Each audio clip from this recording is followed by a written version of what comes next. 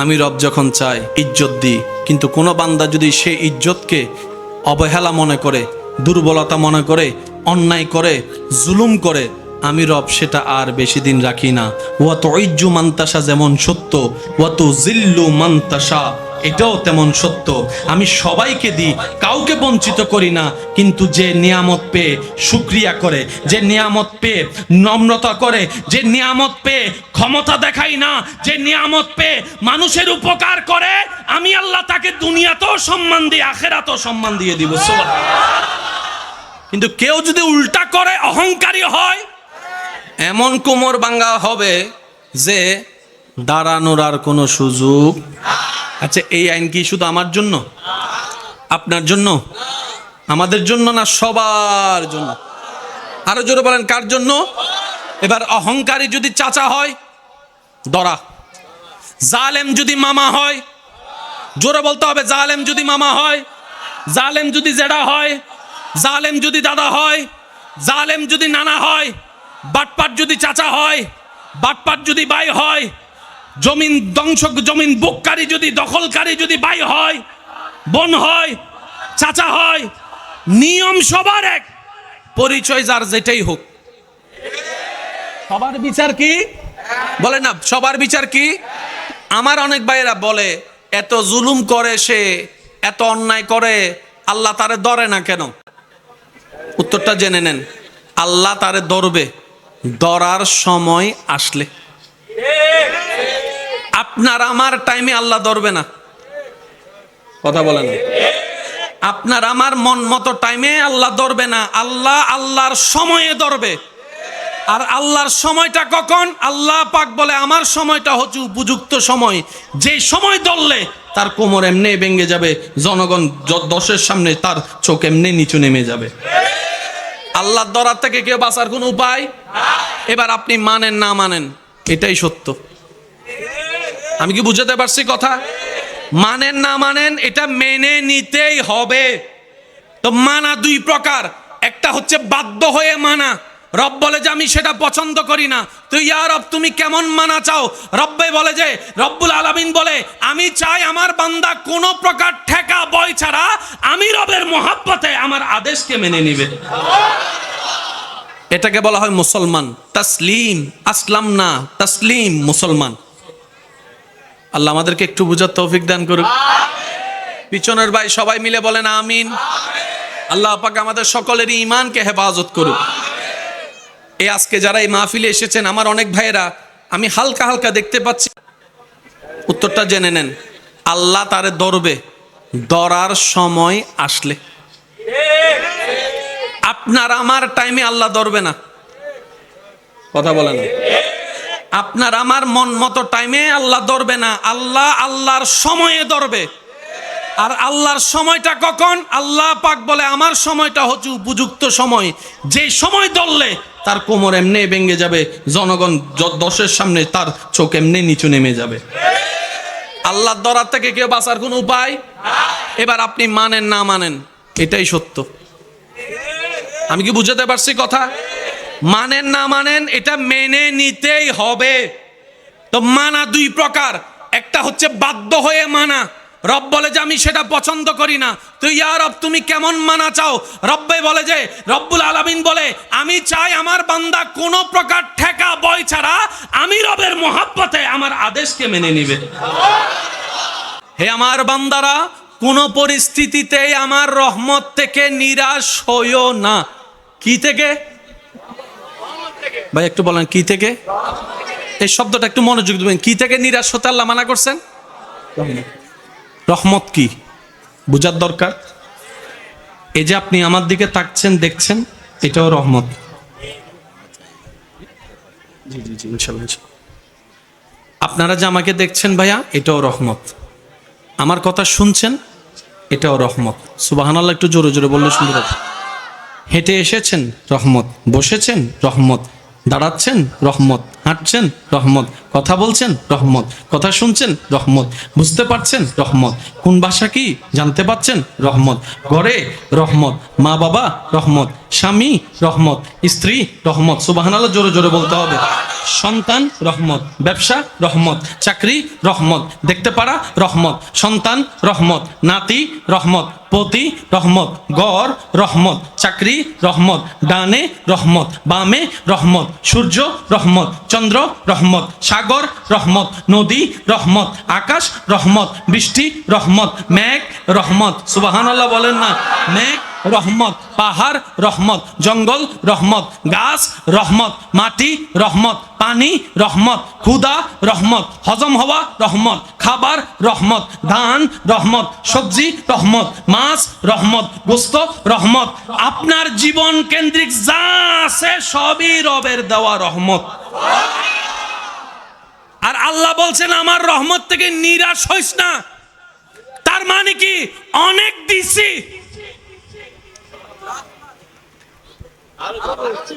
High high high, বান্দা তোরে চোখ দিছি, রহমত দেওয়া শেষ করি নাই। লা তাকনাতু, কবি ভি মায়ুস মত হোনা মেরে রহমত সে। রব বলে যে যা দিয়েছি সব রহমত, যা আছে তা রহমত, আর নিরাশ হইস না, যা দিব তাও রহমত। আমি দিতেই থাকবো, তুই নিতেই থাকবি, আমি দিতেই থাকবো, তুই নিতে থাকবি। সবে আমি আল্লাহ তোদের কাছে চাই, তোরা যেন সবসময় শুকরিয়া আদায় করস।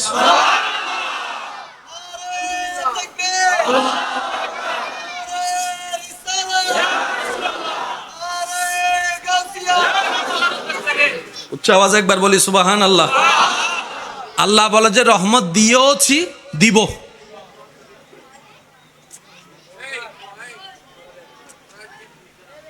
একটু দরুদ শরীফ পড়ি। আল্লাহুম্মা সাল্লি আলা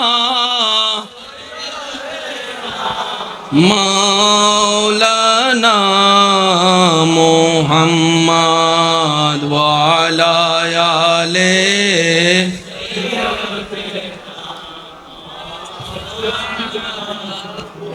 আওয়াজ দিবে নয়, সিরিঙ্গে আওয়াজ একবার ফরন। আল্লাহুম্মা সাল্লি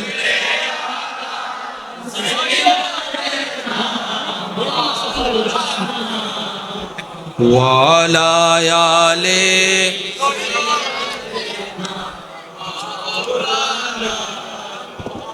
আওয়াজ দিয়ে বলেন সব কার রহমত? এতটুকু ক্লিয়ার? এবার দেখেন রহমতটা কি। ধরছেন খাবার রহমত, জাল মিষ্টি তিতা বুঝছেন রহমত, দাঁত দিয়ে চাবাচ্ছেন রহমত। আজকে আমার একটা অনুরোধ খেয়াল করবেন, বাড়িতে গিয়ে শোবার পরে নিজের দাঁতগুলোকে একটু দেখবেন, আল্লাহর যে কত বড় রহমত আপনার দাঁতে আছে। একটু পিছনের দিকে চলে যান, দাঁতগুলো একদম চ্যাপ্টা এবং চতুর্ভুজের মতো, মাঝখানেও জায়গা আছে, ডাইনেও জায়গা আছে, বামেও জায়গা আছে, এরকম। একটু সামনের দিকে আসবেন, এরকম। এর থেকে একটু সামনের দিকে আসবেন, এরকম। আল্লাহ এত ধরনের দিলা কেন? এবার ডাক্তারে বলে খাবার যদি খাও ভালো করে চিবিয়ে খাও, যেন হজমটা তাড়াতাড়ি হয়। তো চিবানোর জন্য দাঁতের দরকার আছে না নাই? এবার সামনে চাপ দিয়ে খাবার চিবাই দেখান তো। আপনার খাবারটা চিবানোর জন্য যে দাঁতের দরকার, যে দাঁতের স্ট্রাকচার দরকার, সেটা আল্লাহ আপনার পিছনের সাইডে দিয়েছেন এইভাবে। ওই অনেকটা ওই যে আমরা রুটি বানানোর সময় চাপ দিই, হজম হওয়ার ব্যবস্থা আল্লাহ দাঁতে রেখে দিয়েছেন। আচ্ছা, কোন একটা কিছু চিরানোর জন্য, ওই গোস্ত যদি চিরার জন্য একটা ওই মঞ্জে ফেরাগের মতো কিছু একটা লাগবে না? সামনের দাঁত দিয়ে গোস্ত চিরেন, আর এই যেটা কর্নারের দাঁত আছে এটা দিয়ে গোস্ত চিরেন, পার্থক্য অনেক বেশি। গোস্ত চিরার দাঁতও আল্লাহ দিয়ে দিয়েছেন। সুবহানাল্লাহ নহর। আচ্ছা, এবার এই গোস্ত চিরার দাঁতটা যদি ডাইরেক্ট সামনে থাকতো কি বিশ্রী লাগতো? বুঝতেছো না মনে আমার কথাটা? যেটা মঞ্চা দাঁত, গোস্ত সিরার দাঁত, এটা যদি সামনের দুই দাঁতের মধ্যে থাকতো, রাগ কইসুন না লাগদু। আল্লাহ পাক বলে যে না, তোকে দেখতে সুন্দর লাগবে না, তাই আমি তোর মুখের সাথে, ঠোঁটের সাথে, নাকের সাথে ম্যাচিং করে যে রকম দাঁত যায়, আমি সেই দাঁতটাই তোর ফ্লোরের মধ্যে সামনের দিক দিয়ে এনে দিয়েছি। এবার মুখটা একটু বন্ধ করেন, মুখ বন্ধ করেন, দাঁতে দাঁত লাগান। এবার দেখেন নিচের দাঁতটা ভিতরের দিকে, বাহিরের দাঁতটা, উপরের দাঁতটা বাহিরের দিকে। মুখ লাগাই দেখেন না, আমার কথা বিশ্বাস করতে হবে কেন? বরাবর দাঁত নয়, বরাবর দাঁত হলে অসুন্দর হতো, কিন্তু আল্লাহ এমন ভাবে দাঁতের ডিজাইন করেছেন, নিচের মাড়িটা একটু এভাবে রেখেছেন, উপরের মাড়িটা একটু এভাবে রেখেছেন, যেন সুন্দর করে সেইনের মতো খাবে খাপ মিলে যায়। সুবহানাল্লাহ বলেন। আর একটু জোরে বলি। এবার দাঁত কয়টা? 32টা। বলেন না, যেটা সবাই জানে আর কি। দাঁত কয়টা? দাঁত কয়টা? জিহ্বা কয়টা? আর জিহ্বা দাঁতের সম্পর্ক কি? বন্ধু না শত্রু? বন্ধু। জিহ্বার দাঁত বন্ধু। আচ্ছা, মাঝে মধ্যে একটু দাঁতে যখন জিহ্বাকে আদর করে তখন কেমন লাগে দেখেন?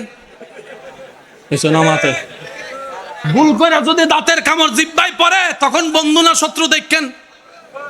দাঁত এবং জিহ্বা শত্রু কেন? দাঁত হচ্ছে শক্ত, জিহ্বা হচ্ছে নরম।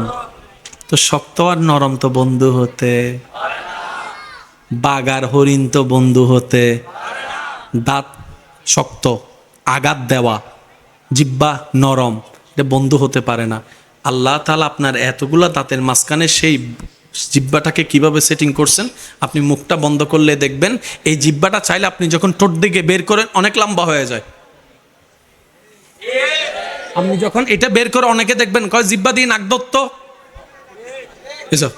নখেলে ভাল্লা রেন্ডে জিহ্বা দিয়ে নাক ধরতো, সেও সুন্দর করে জিহ্বাটা বাইর করে নাক ধরার চেষ্টা করে। অনেকে পারে না, কিন্তু অনেকে দেখবেন যে নাক পর্যন্ত লাগাই ফেলে। যার জিহ্বা নাক পর্যন্ত লাগে, এই জিহ্বা তো মুখে আটার কথা নয়। আল্লাহ তাআলা এমন ভাবে জিহ্বাকে সেটিং করেছেন, আপনি যখন মুখ বন্ধ রাখেন মুখের মধ্যে এঁটে যায়, আপনি যখন খাবার খান খাবারের মধ্যে কাজ করা শুরু করে। সুবহানাল্লাহ। খাবার খান কি দিয়ে? মুখ বলেন না ভাইয়া, খাবার খান কি দিয়ে? চিবান কি দিয়ে? তখন জিহ্বা কই থাকে? খেয়াল করছেন কখনো? আজকে খাবার সময় একটু খেয়াল করেন তো, আপনি যখন ভাত খান তখন জিহ্বা কি করে?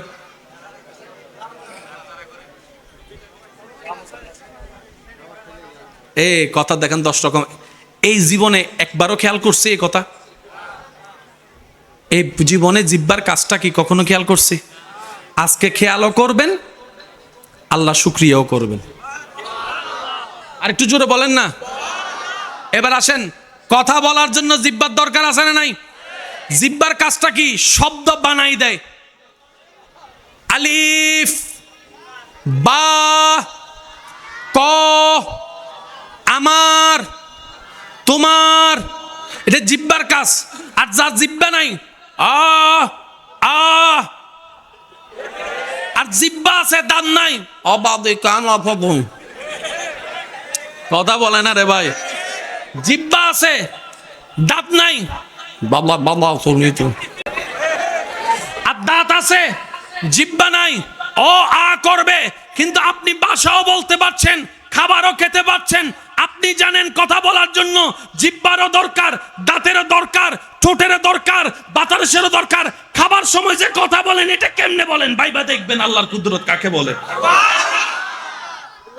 ভাবতে ভাবতে অবাক হয়ে যাবেন।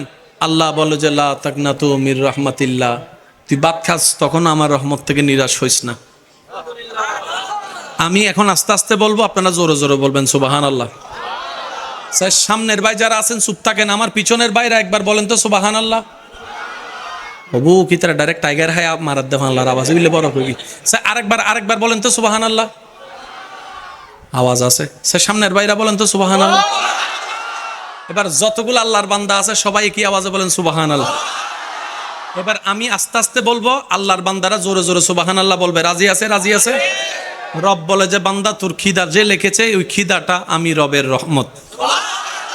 বান্দারে তোর খিদার মধ্যে যে খাবারের দরকার সে খাবারটা আমি রবের দেওয়া রহমত। তোর বউয়ে, তোর মায়ে, তোর বোনে যে রান্না করেছে, ওই রান্না করাটা আমি রবের রহমত, আগুনটা আমি রবের রহমত, নুনটা আমি রবের রহমত। একটু মনোযোগ, মনোযোগ, সুবহানাল্লাহ। তোর যে মশলা লাগবে, মশলাটা আমি রবের রহমত, দুনিয়াটা আমি রবের রহমত, আমি রবের রহমত। তোর যে রান্নার যে সরঞ্জাম, সবগুলাই আমি রবের রহমত। তোর বউয়ে, তোর বোনে, তোর মা যে রান্না করার পরে একটুখানি মজা হয়েছে কিনা জিব্বা দিয়ে চেটে দেখেছে, ওই জিব্বার স্বাদটা আমি রবের দেওয়া রহমত, আমি রবের দেওয়া রহমত। সুবহানাল্লাহ। চুল পড়েছে কি পরে নাই, ময়লা পড়েছে কি পরে নাই, দেখার জন্য যে চোখটা, এই চোখটা আমি রবের দেওয়া রহমত। সুবহানাল্লাহ। তুই যে খাবারটা তোর সামনে এনেছে, ওই খাবার আনাটা আমি রবের দেওয়া রহমত। সুবহানাল্লাহ, সুবহানাল্লাহ। তুই যখন প্লেট নিয়ে বসেছিস, এটা আমার রহমত। তুই যখন চোখে দেখছিস, এটা আমার রহমত। তুই যখন হাত দিয়ে ধরছিস, এটা আমার রহমত। তোর আঙ্গুল যে ধরছিস, এটা আমার রহমত। তুই যে নলা বানায় মুখে নিলি, এটা আমার রহমত। তুই যে জিব্বার স্বাদ নিলি, এটা আমার রহমত। সুবহানাল্লাহ বলতে থাকি না? জিব্বাটা দিয়ে যে তুই স্বাদ দিলি, এটা আমার রহমত। দাঁত দিয়ে যে তুই চিপলি, এটা আমার রহমত। তুই যে খাবারটা চিবানোর পরে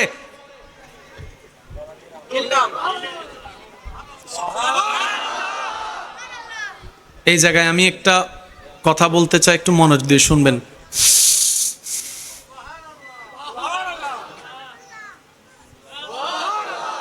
জায়গা কিন্তু একটা,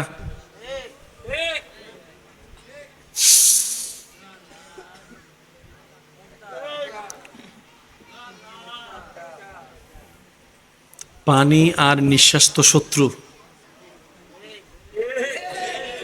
খাবার আর নিঃশ্বাস তো শত্রু। এক জায়গা দিয়ে আপনি পানি খাচ্ছেন, নিঃশ্বাসও নিচ্ছেন, কি রে, এটা কিভাবে সম্ভব, এটা কিভাবে সম্ভব? ডাক্তারের কাছে যাই জিজ্ঞেস করলেন, ডাক্তার খাদ্য নালী আর নিঃশ্বাস নালী কি এক? ডাক্তাররা বলে যে না না, এটাই তো বড় আল্লাহর কুদরত। কিভাবে? কণ্ঠনালীর পরে গিয়ে আল্লাহ দুইটা নালীর ব্যবস্থা করেছেন। একটা ডাইরেক্ট ফুসফুস হয়ে আপনার নিঃশ্বাসের সম্পর্ক, নিঃশ্বাসের সম্পর্ক, সুবহানাল্লাহ। আর একটা নালী পাকস্থলী হয়ে আপনার ক্ষুধার খাবারের সম্পর্ক। আপনি যখন পানি খান, সেটা অটোমেটিক, কোনো প্রকার সেখানে ডাইভেনশনের কম্পিউটারের ব্যবস্থা নাই। পানি যখন খান, সেটা খাদ্য নালী দিয়ে চলে যায়। খাবার যখন খান, খাদ্য নালী দিয়ে চলে যান। আবার যখন খাবারের মাঝখানে আপনি নিঃশ্বাস নেন, তখন নিঃশ্বাস নালী চালু হয়ে যায়। কোন একটা খাবারের যদি একটা বিন্দু খাবার যদি আপনার নিঃশ্বাস নালীতে পড়ে, নিঃশ্বাস বন্ধ হয়ে যাবে, নিঃশ্বাস আটকায় যাবে। আপনি আমি খেয়ালও করি না, প্রতি সেকেন্ডে আল্লাহ তাআলা আমাদের খাদ্য নালীরও খেয়াল রাখে, নিঃশ্বাস নালীরও খেয়াল রাখে। আর একটু জোরে বলি সুবহানাল্লাহ। সেজন্য আপনি পানি খাওয়ার সময় নিঃশ্বাস নিতে পারবেন না। দেখেন, যাতে পানির বেশি তৃষ্ণা লাগে, এক ডুবে বেগিন হয়ে ফেলাই, এতে হনর ফকেন করে কিরে ওটা এতক্ষণ ন লস নিয়েস। আপনি খাবার সময় যত বড় কিছু হন না কেন, আপনি অক্সিজেন নিতে পারবেন না। এবার সিস্টেম কিটি, যখন বান্দা খায়, তখন আল্লাহ নিঃশ্বাস নালীর উপরে একটা ডাকনা বসায় দেয়।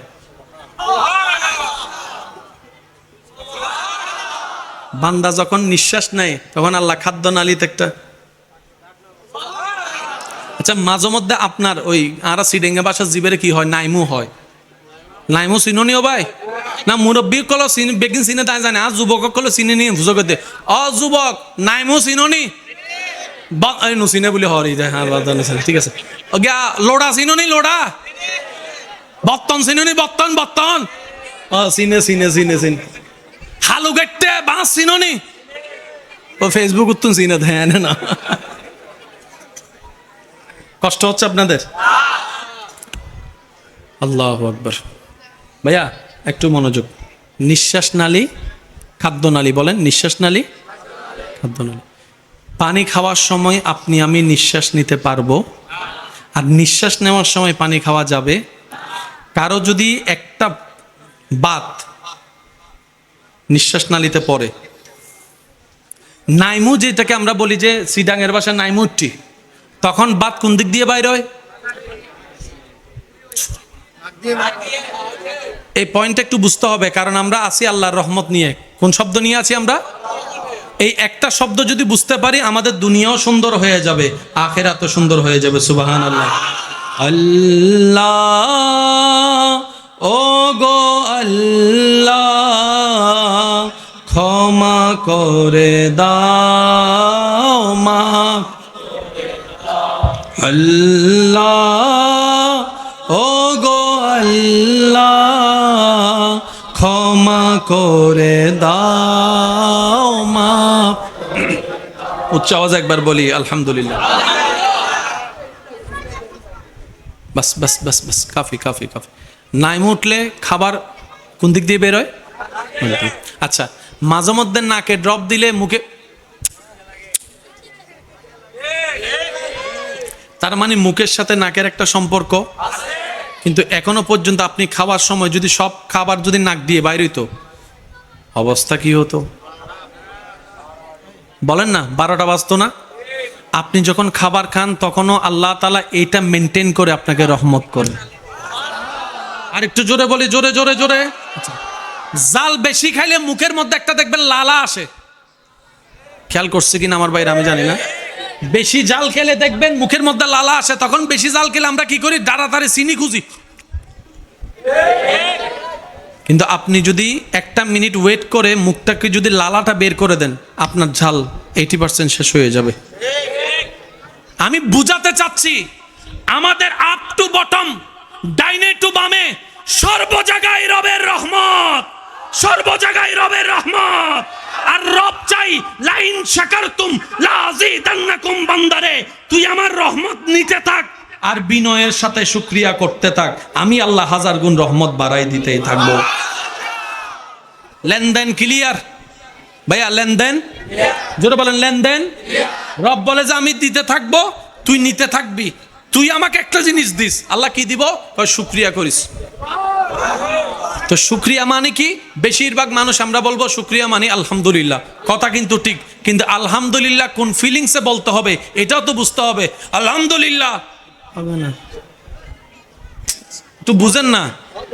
আলহামদুলিল্লাহ হবে না, আলহামদুলিল্লাহ। পেরেশান হয়েও আলহামদুলিল্লাহ হবে না, দেমাগ দেখায় রাগ দেখায় আলহামদুলিল্লাহ বলে হবে না। তো কিভাবে বলতে হবে? ওয়াইবাদুর রহমান আল্লাযীনা ইয়ামশুনা আলাল আরদি হাওনান, ওই আয়াতের ছায়াতলে রব বলে যে বিনয়ী হয়ে আলহামদুলিল্লাহ বল, নম্র হয়ে আলহামদুলিল্লাহ বল, বিনয়ী হয়ে আলহামদুলিল্লাহ বল, গুনাহগার হয়ে আলহামদুলিল্লাহ বল, অহংকার ছাড়া আলহামদুলিল্লাহ বল, ভালোবেসে আলহামদুলিল্লাহ বল। আমি আলহামদুলিল্লাহ বললে আল্লাহ তুমি কি দিবা? রব বলে যে আরো বাড়াই দিব। এই শব্দটা আমরা সবাই জানি, শুকরিয়া করলে আল্লাহ আরো কি দিবে। কিন্তু এই বাড়াই দেওয়ার শব্দটা যে কত বাড়াই কখনো খেয়াল করছেন? হাই হাই, আমার মনে হয় আপনারা বিরক্ত হয়ে গেছেন। পিছনের অনেক ভাইয়েরাও অলরেডি বিরক্ত দেখা যাচ্ছে। আমি আর 5টা মিনিট আপনাদের সাথে আছি, তারপর আমি আপনাদের থেকে বিদায় নিচ্ছি। আমি চাইবো এই 5টা মিনিট আপনারা একটু মনোযোগ দিয়ে শ্রবণ করবেন, ঠিক আছে ইনশাল্লাহ?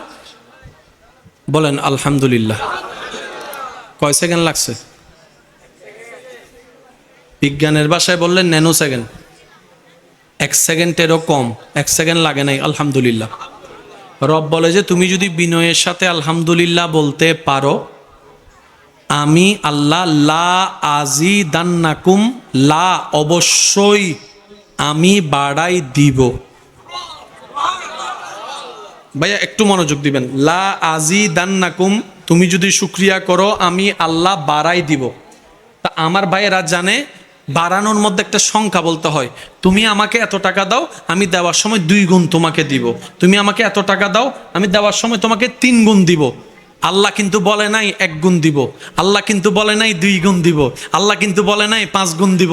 আল্লাহ পাক বলে যে তুই যদি আমার শুকরিয়া করে খুশি করতে পারস, আমি তোরে যা দিছি যা দিছি যা দিছি যা দিছি যা দিছি যা দিছি যা দিছি সবগুলার মধ্যে আমি আল্লাহ বাড়াই দিব, বাড়াই দিব, বাড়াই দিব। সুবহানাল্লাহ, বাড়াই দিব। 2 গুণ বাড়ানো রব বলে নাই, এমন বলে নাই যে চাউলের বস্তা তোর কাছে একটা আছে আমি 3টা করে দিব, তা বলে নাই। রব বলে যে আমি এমন ভাবে বাড়াই দিব তুই যতক্ষণ খুশি হবি না, আমি রব শুধু দিতেই থাকবো, দিতেই থাকবো, দিতেই থাকবো। সুবহানাল্লাহ। তুই বান্দা যতক্ষণ খুশি হবি না, আমি দিতেই থাকবো। লা আজিদান্নাকুম, অবশ্যই আমি বাড়াই দিব। আশা করি শব্দটা একটু খেয়াল করবেন। বান্দা যদি তুমি শুকরিয়া করো, লা আজিদান্নাকুম, অবশ্যই আমি বাড়াই দিব। অবশ্যই শব্দটা যদি রব ব্যবহার করে তাহলে অবস্থাটা কি চিন্তা করে দেখেন। অবশ্যই শব্দটা ব্যবহার করছেন কে? লা আজিদা, আজিদা, আজিদা, আমি বাড়াই দিব। বান্দা তুই যতক্ষণ খুশি না হস, আল্লাহ কি করলে দিবা? রব বলে যে শুকরিয়া করলে। আল্লাহ কি বিষয়ে শুকরিয়া করব?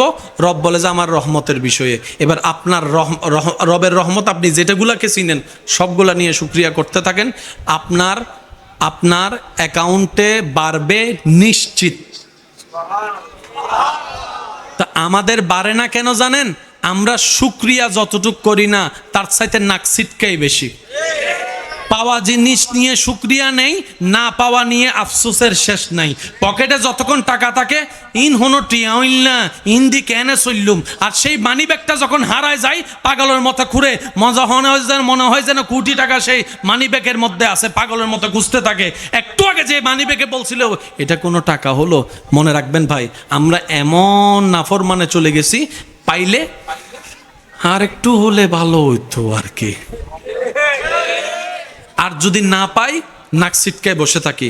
দাওয়াত পাইলে ও দিছে আর কি, এমনি দাওয়াত একটা দিছে আর কি ফরমাল। আর যদি দাওয়াত না দেয় পুরো এলাকায় খবর দেয়, দেখছস ওর মাইয়ার বিয়ে, আমাকে একবার দাওয়াত দেয় নাই, আমাকে একবার দাওয়াত দেয় নাই।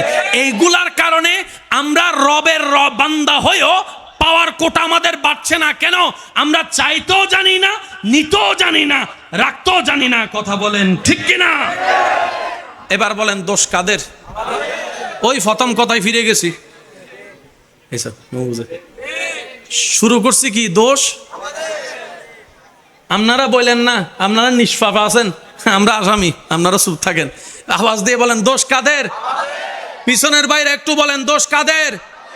চাইতেও জানি না, নিতেও জানি না, রাখতেও জানি না, ধরে রাখতেও জানি না। আজকে একটা কথা মনে রাখবেন, আল্লাহ সব বান্দাকে পরীক্ষা করে। পরীক্ষা মানে এটা নয় যে আপনি অভাবে আছেন, আপনার ঘর নাই, বাড়ি নাই, ব্যবসা নাই, চাকরি নাই, না। আল্লাহ অনেক সময় নিয়েও পরীক্ষা করে, আল্লাহ তাআলা অনেক সময় দিয়েও পরীক্ষা করে। এই শব্দটা মনে রাখবেন। কারো যদি অনেক টাকা থাকে, অনেক সম্পদ থাকে, আপনি মনে করেন না আল্লাহ আপনার উপর খুশি হয়েছে, এটা মনে করার কোনো সুযোগ। বরং যাদের কাছে নাই তাদের চাইতে বড় পরীক্ষায় ফেলে আল্লাহ তাদেরকে, যাদের কাছে আছে। কারণ অভাবে রব মনে থাকে, অভাবে রব মনে থাকে, বিপদে রব মনে থাকে, অসুস্থ দেহের মধ্যে রব মনে থাকে। আর সম্পদের মোহে যখন ডুবে যায় তখন রবের কথা মনে থাকে না।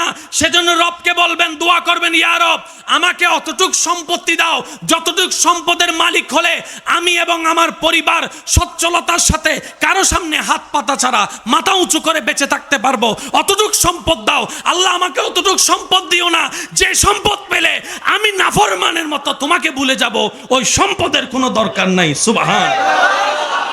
এই দোয়াটা করা যাবে ইনশাআল্লাহ? এই দোয়া করা যাবে? আল্লাহ সম্পদ চাই অতটুক যতটুক পেলে চলা যায়, ওই সম্পদের দরকার নাই যে সম্পদ পেলে তোমাকে ভুলে যায়, ওটার দরকার। মনে থাকবে আল্লাহ কিন্তু পরীক্ষা সবাইকে।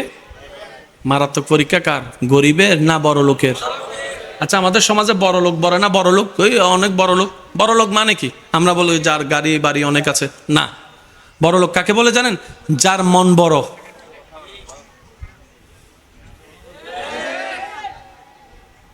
আমি মনে হয় বুঝাতে ব্যর্থ হচ্ছে আপনাদেরকে। বড় লোকের অর্থ হচ্ছে যে যার মন বড় সে বড় লোক। আর যার সম্পদ আছে কিন্তু হাত দিয়ে এক ফোঁটা পানি পড়ে না, তারা কি আপনি বড় লোক বলেন নাকি কিপটা বলেন? একটু তাকবীর দেন, তাকবীর দেন, তাকবীর দেন, দেন তাকবীর। নারায়ে তাকবীর, নারায়ে রিসালাত, নারায়ে গাউসিয়া। মাশাআল্লাহ। মহান মেহমানের আগমন দেখিস না, শুভেচ্ছা স্বাগতম। আচ্ছা আচ্ছা, সমস্যা, বসো, রিল্যাক্স রিল্যাক্স। আলহামদুলিল্লাহ, আমাদের আজকের বিশেষ মেহমান আমাদের মাঝে উপস্থিত হয়েছেন। আপনারা সকালে ধৈর্য ধারণ করে বসুন, ইনশাআল্লাহ উনি কিছুক্ষণের মধ্যে তাকবীর পেশ করবেন।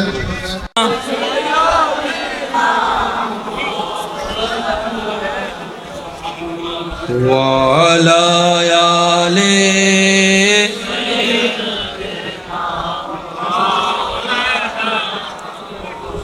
কবরে হাসরে কি হবে আমার, কবরে হাসরে কি মুসিবত না পাই যদি, মুসিবত না পাই যদি, করুণা তোমার, কবরে হাসরে কি হবে আমার, কবরে কি হবে। আছি গো ডুবে আমি পাপেরি সাগরে, না জানি কি হবে ও পারে হাসরে। আছি গো ডুবে আমি পাপেরি সাগরে, না জানি কি হবে ও পারে হাসরে। তোমারি সুপারিশ বিনে কেমনে হব পার, কবরে কবরে হাসরে কি হবে। উচ্চ আওয়াজ একবার বলি মারহাবা। আমার ভাই তশরিফ এনেছেন, স্বাগতম জানাই, একবার বলেন মারহাবা। আমি আপনাদেরকে আর ডিস্টার্ব করব না, ওনার তাকরীর আপনারা শুনবেন। আলোচনা আমার শেষের দিকে। রবের রহমত শব্দটা কোথায় ছিল? রবের, যদি শুকরিয়া করো কি করে দিবে আল্লাহ? একটু সবাই মিলে বলেন কি দিবে? এই বাড়ানোটা কত কেজি, কত মাইল, কত টন? তো আল্লাহ কাকে কতটুক দিবে? রব বলে যে আমাকে যতটুক বলে খুশি করতে পারবে তাকে আমি ততটুক দিব। তাহলে এখানে মেন দায়িত্ব হচ্ছে পাওয়ার জন্য শর্ত আল্লাহকে খুশি করা। এবার আপনি আপনার রবকে কিভাবে খুশি করবেন এটা আপনার ব্যক্তিগত ব্যাপার। আমি কি বুঝাতে পারছি? মনে করেন আমি বলি, এই মাইকের আওয়াজ যতটুকু যাচ্ছে আমার মা বোনেরা যদি শুনে থাকেন,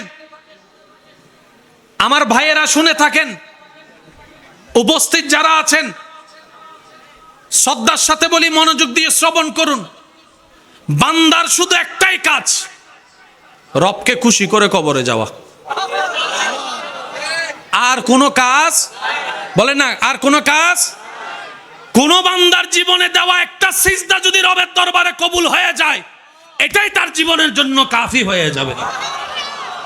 এই যে আমার মা বোন রান্না করতেছে, বলেন না, আমার মা বোন রান্না করে না, পরিবারের সবাই খায় না, এটাও সওয়াব। সুবহানাল্লাহ। এটাও কি? কেন? আল্লাহর বান্দাদেরকে রান্না করে খাওয়াচ্ছে। স্বামী হোক, বাপ হোক, ভাই হোক, সন্তান হোক, এটা দেখার বিষয় না। বান্দাগুলা কার? এই যে রান্না করে খাওয়াচ্ছে, এটা ওনার জন্য সওয়াব। কোন মা বোনের এ রান্না করাও যদি রবের কাছে পছন্দ হয়ে যায়, এটার বেনিফিটও আল্লাহ ওনাদেরকে দান করবেন। রাস্তা দিয়ে যাচ্ছেন, কেউ রাস্তা চিনে না, পথ ভুলে গিয়েছে, আপনি সঠিক রাস্তাটা দেখাই দিয়েছেন, এটাও আপনার হাসরে নাজাতের কারণ হয়ে যেতে পারে। কেউ তৃষ্ণার্ত বুক ফেটে যাচ্ছে, ঘর থেকে একটু ঠান্ডা পানি এনে দিলেন কিংবা পানি এনে দিলেন, এটাও যদি রবের কাছে পছন্দ হয়ে যায়, আপনার পুলসিরাতের রাস্তা সহজ হয়ে যাবে। এক কথাই মনে রাখবেন, বান্দার কাজ আল্লাহকে খুশি করা। আওয়াজ দিয়ে বলেন, বান্দার কাজ আল্লাহকে কি করা? বান্দার কাজ আল্লাহকে কি করা? বান্দার কাজ আল্লাহকে কি করা? তো খুশি করার জন্য কিছু কাজ নিয়ম জানার দরকার আছে না নাই? ওই নিয়মগুলা বান্দাকে শিখাই দেওয়ার জন্য প্র্যাকটিক্যাল থিওরিক্যাল আল্লাহ যাকে আল্লাহর পক্ষ থেকে পাঠিয়েছেন ধরাতে, তিনিই নবী রাহমাতুল লিল আলামিন। নবী কি করেছেন? বান্দাদেরকে শিখাই দিছে, এটা করো, এটা কইরো না, এভাবে করো, এভাবে কইরো না, এখানে যাও, ওখানে যাইও না, এভাবে বলো, এভাবে বলো না, মা বাবার সামনে এভাবে থাকো, স্ত্রীর সামনে এভাবে থাকো, স্বামীর সামনে এভাবে থাকো, বন্ধুর সাথে এভাবে চলো, ব্যবসা এভাবে করো, চাকরি এভাবে করো, লেনদেন এভাবে করো। ইয়া রাসূলুল্লাহ, এগুলা কেন শিখাচ্ছেন? নবী বলে যে এগুলো আমি সেগুলাই শিখাচ্ছি যেগুলা রব পছন্দ করবে, ওই নিয়মটা যদি তুমি চলতে পারো। ফ্যাঁসের কিছু আসেনি, কোন জামিলা টামিলে। আল্লাহ পাক আমাদেরকে জামিলা মুক্ত জীবন দান করুক। আজকে এখান থেকে একটা আবদার করতে চাই, ন্যায় বিচার পাওয়ার জন্য যদি আন্দোলন করতে হয়, এটা বড় দুঃখের বিষয়। অপরাধীর সাজা চাইতে যদি আন্দোলন করতে হয়, এটা বড় দুঃখের বিষয়। বুঝবেন কথা? এটা বড় কিসের বিষয়? মনে করেন একজন তার মা বাবাকে মারছে, সমাজ এটার বিচার করতেছে না। এই বিচারটা করার জন্য যদি আমরা সমাজের সবাই নিয়ে আন্দোলন করি, এটার চাইতে বড় দুঃখের বিষয় হতে পারে না। আন্দোলন করতে হবে কোথায়? একজন নিরপরাধকে সাজা দেওয়া হচ্ছে, আমরা আন্দোলন করব, এখানে আন্দোলন মানা যায়। অপরাধীর সাজা চাইতে আন্দোলন মানায় না। আর যদি আন্দোলন করতে হয়, এটার চাইতে বড় লজ্জা আর কিছু হতে পারে? মনে রাখবেন, অপরাধীর পরিচয় শুধু একটাই, অপরাধী। অপরাধীর কোনো ভিন্ন পরিচয় নাই। আলেমও যদি অপরাধ করে, তখন ওনার পরিচয় কি? অপরাধী। বলেন না, তখন ওনার পরিচয় কি? যদি ছাত্র অপরাধ করে, অপরাধী। যদি শিক্ষক অপরাধ করে, জোরে বলতে হবে। মা বাবা যদি অপরাধ করে, পুলিশ যদি অপরাধ করে, আর্মি যদি অপরাধ করে, ডাক্তার যদি অপরাধ করে, রোগী যদি অপরাধ করে, জনগণ যদি অপরাধ করে, অপরাধীর ভিন্ন কোনো পরিচয় নাই। অপরাধীর পরিচয় একটাই, অপরাধী, অপরাধী, অপরাধী।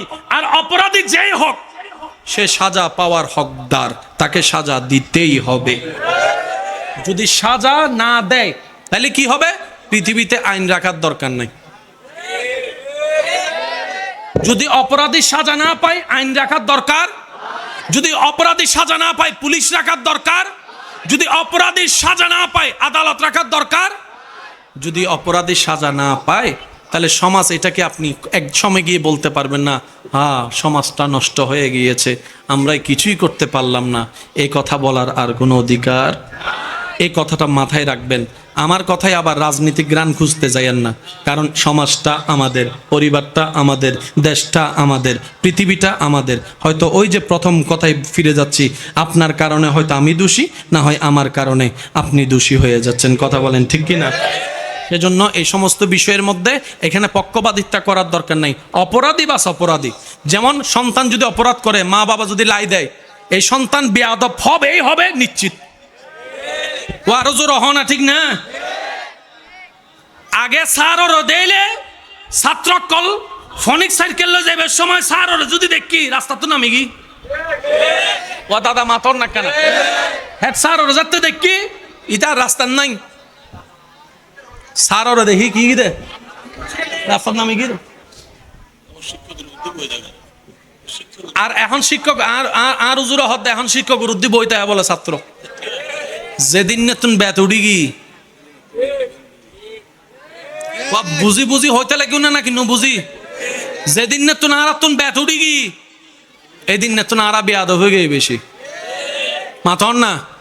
ইয়ারা ছাত্র কলে শিক্ষক কল, স্যার এক্সকিউজ মি, আপনার কি 2 মিনিট সময় হবে? স্যার হদ্দে কিনলে হদ্দে না, একটা টিকটক ভিডিও বানাতে চাচ্ছে। আছে না আদবার, আছে না? আর যে সমাজত আদব বুড়ি যাই, এই সমাজত আল্লাহর গজব নিশ্চিত আয় বোধে। মা বাপে সন্তান মারা দেখিলে হারা বললে না বালাল্লাই, ছাত্ররে শিক্ষকে মারা দেখিলে বালার না হারা বললাই, ঠিক আছে না বাজি? যে সমস্ত মা বাপে ফোয়ারে গাতাত নো তোলে, উন যাইরে সগু মাম্মি ডেডির ফোয়া বাপর সামনে ট্যাঙ্গর ট্যাং তুলিয়ে রে মাথো না ভাই।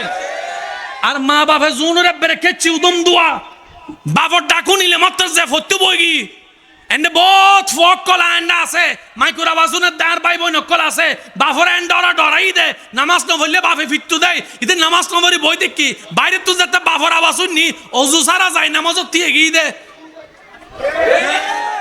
আইগা হইতাম বাজে ওনারা হন না আইর মা হদে সত্য নবইত তো আজি তোর বাবাইক বেগিন হইম সত্য বই গিয়ে দেন না মাতো না ঠিক না আর তো ডর বই উঠি গিয়ে নি আর বেয়াদব হয়ে গে আর বেয়াদব হইলে আদব নতা হে আদব নতাইলে রহমত নতা হে হতা কি বুঝু দেখছি না বাজে ইয়া কি অঙ্ক 2 যোগ 2 4 মিললি না নমিলে তাহলে রহমত পাইবেল লাই আর তো আদব দারম পড়িব কেন জোর হনা বাজে রহমত পাইবেল্লাই রহমত পাওয়ার জন্য আমাদেরকে আদবদার হতে হবে রহমত পাওয়ার জন্য আমাদেরকে ন্যায়ের সাথে থাকতে হবে রহমত পাওয়ার জন্য আমাদেরকে একটু ভদ্র হতে হবে রহমত পাওয়ার জন্য সুন্দর মন নিয়ে রবের দরবারে শুকরিয়ার সিজদা আদায় করতে হবে নবীকে মন থেকে ভালোবাসতে হবে আহলে বায়েত সাহাবাই একরামের প্রতি তাজিম রাখতে হবে ওলি আল্লাহর আদর্শে চলতে হবে রহমত তারপরেই আসতে থাকবে কথা বলেন ঠিক কিনা আল্লাহ আজকের এই মাহফিলকে কবুল আর মঞ্জুর করুক